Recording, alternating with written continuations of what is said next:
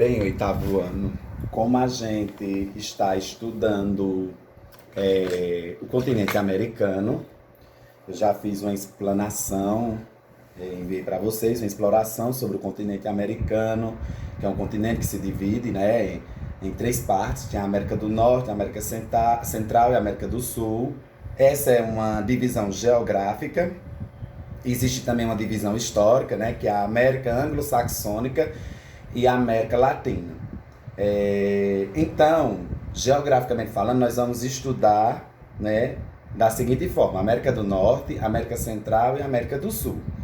E aí hoje a gente vai ver um pouco sobre a América do Norte. Então, a América do Norte, ela é dividida, né, em três países. Nós temos na América do Norte o Canadá, os Estados Unidos e o México. Então, geograficamente, o México entra na América do Norte, mas historicamente, né, na questão da colonização, ela está na América Latina, mas geograficamente ela se encontra na América do Norte. Então, de início, nós temos aí os Estados Unidos, que é uma grande potência mundial, se desenvolveu muito, muito bem os Estados Unidos ali, né, em fins do século XIX, fim do século XIX, início do século XX, com a Primeira Guerra, Segunda Guerra Mundial e tudo mais. E aí hoje, né, os Estados Unidos é uma grande potência e tem lá, né, seus grandes domínios. Os Estados Unidos, o que faz, né, ter essa potencialização toda é seu campo industrial. Então, os Estados Unidos é muito bem industrializado, então produz indústrias, né, de alta tecnologia. E aí, para a gente entender o seguinte, né, sobre a questão dessas riquezas, né, ela tem bastantes recursos energéticos, vocês vão poder observar isso no material, né, no livro de vocês, ou no caso, né, a complexa formação geológica do território estadunidense. No seu subsolo, no subsolo dos Estados Unidos, nós temos uma grande variedade de recursos minerais e energéticos. Lá tem petróleo, gás natural, ferro, alumínio e cobre. As grandes bacias de carvão existentes nos montes Apalaches e na região dos Grandes Lagos foram essenciais para o êxito do desenvolvimento industrial dos Estados Unidos. Então, essa riqueza mineral foi um grande impulso para o desenvolvimento industrial dos Estados Unidos. Isso, né, no século XIX. Sobretudo no nordeste do país. Até hoje é a região mais industrializada. Então, a região mais industrializada dos Estados Unidos é a parte do Nordeste. A parte do Nordeste estadunidense é a parte mais industrializada do país. Lembrando também, né, que isso faz também os Estados Unidos, como grande potência, também ser o país mais populoso, né, da América do Norte. É o mais populoso, é o mais rico, economicamente falando. Então, é onde a gente encontra, né, o índice de desenvolvimento humano melhor, né, que no caso o índice de desenvolvimento humano está ligado à questão da saúde, da educação, né, está ligado ao fator das pessoas viverem mais, né, a expectativa de vida, quer dizer que lá a expectativa de vida é maior, a baixa natalidade, ou seja, tem menos nascido também, porém tem menos mortalidade infantil também, é uma baixa na questão da mortalidade. Então são fatores importantíssimos, né, impulsionados pelo desenvolvimento econômico da nação. Os Estados Unidos, né, buscando sua autossuficiência, porque dependia muito da questão mineral do Oriente Médio, né? Ele exercia até um monopólio sobre Israel, porque o Oriente Médio é onde se encontra a maior quantidade de petróleo do mundo, está lá. E aí, mediante, né, a essa busca da autossuficiência, de não ter que depender de recursos minerais do exterior, ele prefere do interior. E isso, né, faz com que o país se desenvolva mais e melhor, né, diminuindo o gasto.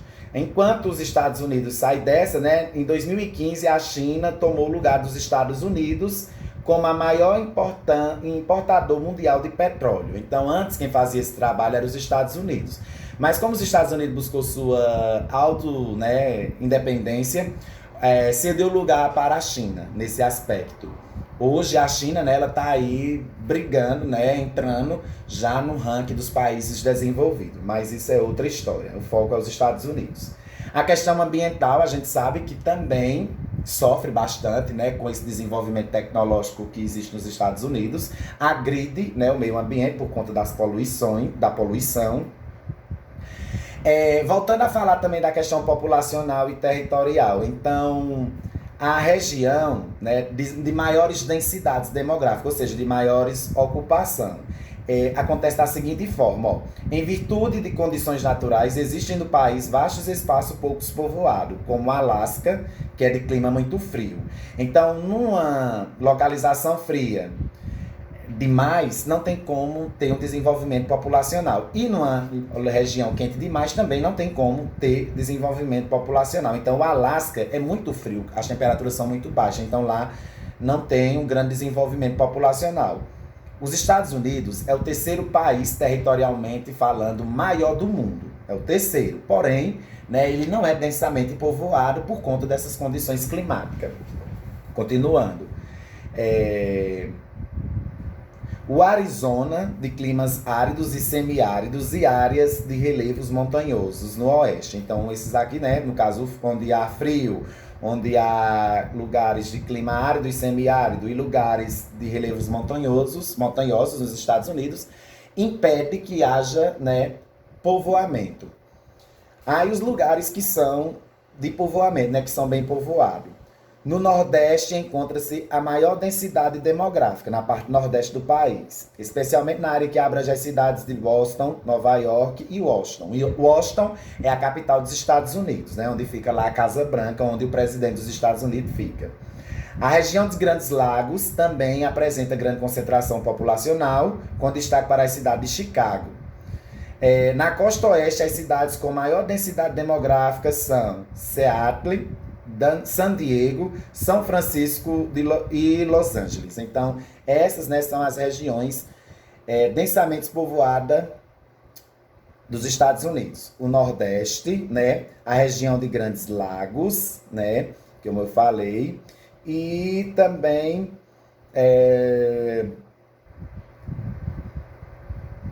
na costa oeste, né, são os lugares que são mais densamente povoados do Canadá. Migração. Nos Estados Unidos, por conta do seu desenvolvimento econômico, chamou a atenção, né, de outros países, de pessoas de outros países. Então, em busca de melhores condições de vida, aconteceu bastante entrada ilegal nos Estados Unidos. Em virtude de sua posição de liderança econômica no mundo ocidental, principalmente na década de 80, os Estados Unidos passaram a atrair milhões de imigrantes, majoritariamente latino-americanos e asiáticos. Então, latinos-americanos, aqui da nossa parte, asiáticos, começaram, né, a chegar nos Estados Unidos. E isso, né, estava trazendo sérios problemas também para o próprio país. É onde nasce, né, a xenofobia.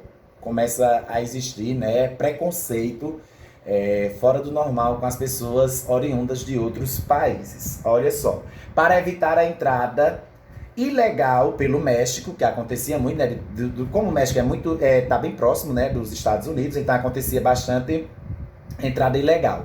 Foram criadas leis rígidas e vigilâncias policial nas fronteiras. Foi intensificado um enorme muro, foi construído no trecho da fronteira entre San Diego, os Estados Unidos, e Tijuana, no México. O presidente Donald Trump, em 2017, reforçou sua intenção de construir outro muro, fato que aumenta a tensão entre os dois países. Então, na intenção, né, de evitar que entre pessoas dos Estados Unidos, do México nos Estados Unidos, ilegalmente, então construíram um muro e aumentou, né, as forças armadas, né, para protegerem a entrada de imigrantes ilegalmente dentro do país.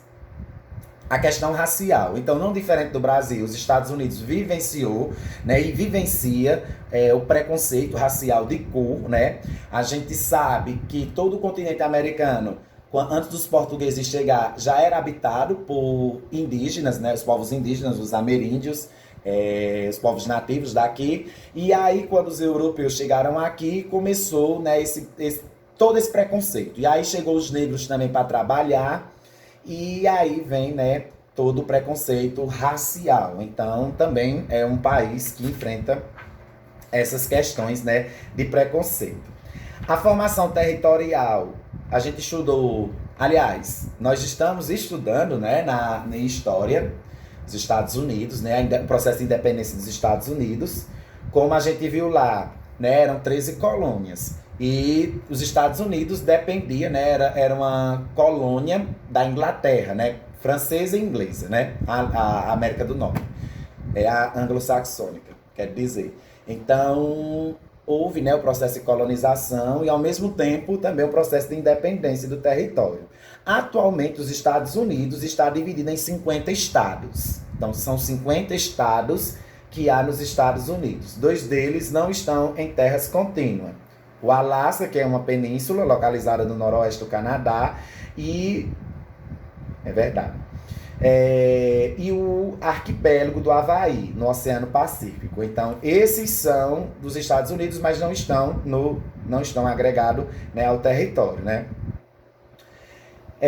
Aí teve, né, aquela questão das 13 colônias, eram as 13 colônias antes do processo de independência. E aí, no dia 4 de julho de 1776, né, teve a declaração da independência do território. Antes, né, nós tínhamos lá a colônia do Norte e a colônia do Sul. A colônia do Norte, né, era de pouco interesse dos ingleses. Os ingleses não tinham muito interesse pela colônia do Norte. Já a colônia do Sul, né, a Inglaterra tinha mais interesse sobre o território, né? E aí a gente vê o porquê de tudo isso, né? Porque as colônias do Norte era baseada em pequenas e médias propriedades agrícolas, policultoras, nas quais predominava o trabalho livre e assalariado. A produção dessa colônia era voltada para o mercado interno, então não era de muito interesse dos ingleses. Já a do Sul, né, era baseada em grandes propriedades agrícolas, monoculturas e no trabalho realizado por escravos. A produção era voltada para o mercado externo. Então, a do Norte era o mercado interno, o mercado de dentro, e a do Sul era para o mercado externo, que era o de fora, né? Houve também as questões imperialistas dos Estados Unidos também, como a gente pode ver lá depois, né, que vai eclodir com a Primeira Guerra Mundial, tomar posse de outros territórios, né, ou seja, fazer com que avançasse mais os seus domínios mundo afora. E aí nós temos agora o Canadá. O Canadá é o segundo maior país do mundo, caso aí só perde para a Rússia, o Canadá e México. Também, né, um território que, apesar do seu tamanho, não é densamente povoado. E não é densamente povoado porque parte, né, como o Canadá fica muito próximo, né, do Ártico, então lá é muito frio, então não tem condições favoráveis, né, para o desenvolvimento populacional, apesar de todo o seu tamanho, né. Aí no caso vem, né, a estrutura demográfica. Lá nós temos elevada expectativa de vida, ou seja, as pessoas vivem até 82 anos de idade, associada à baixa natalidade, ou seja, nasce menos, né? Vivem mais e nascem menos. Migração, como sempre, né? Esse processo ocorre também, não foi tão diferente no Canadá.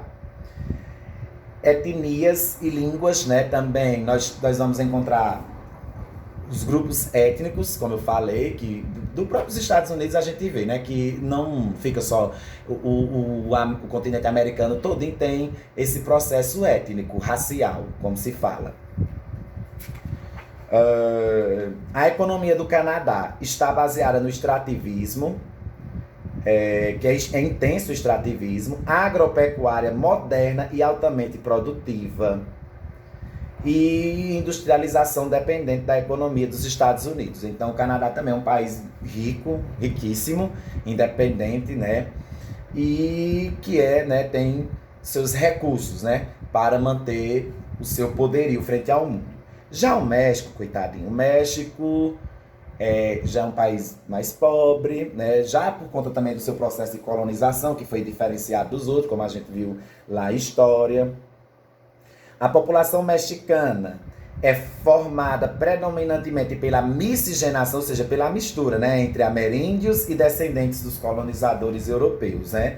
Então, é assim a população mexicana. O México é cercado por formações de maior altitude, que são os prolongamentos das montanhas, no caso isso é a questão do relevo, né? Rochosas, e recebem as denominações Serra Madre Ocidental, a oeste Serra Madre Oriental e a leste. Nos trechos mais elevados, o clima é frio inibe a ocupação humana, enquanto os desertos no noroeste do país contribuem para as baixas densidades demográficas da região. Também não é diferente, né? A ocupação só vai se dar mediante a questão climática, onde as pessoas realmente conseguem sobreviver independente do clima.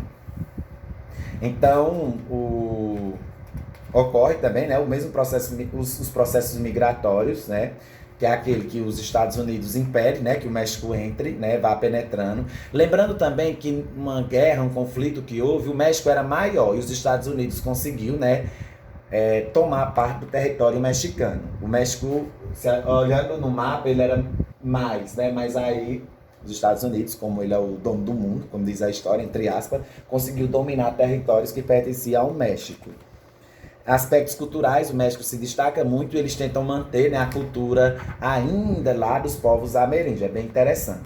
A economia mexicana está fortemente ligada à dos Estados Unidos. Então, a economia do México está ligada. É como diz, o México não quer ninguém dos Estados Unidos, mas a economia está interligada, né? Entrelaçada. O país apresenta estrutura produtiva diversificada, o México, com atividades agropecuária, mineradora e industriais. O petróleo é o principal produto de exportação lá do México. Então aí estão os produtos, né? A agropecuária, a indústria, o extrativismo, né? Isso é o que se produz economicamente no México. As principais cidades do México estão situadas na porção central do território, próxima à capital do país. Então, as principais cidades, as mais desenvolvidas, estão todas próximas à capital do país, né? No caso, do México. Pronto, então, gente, basicamente é isso sobre a região norte. Vocês têm, né, todo esse material, né, esse assunto no livro didático de vocês. Vou estar passando as páginas, né, para que vocês possam se inteirar mais. Ok.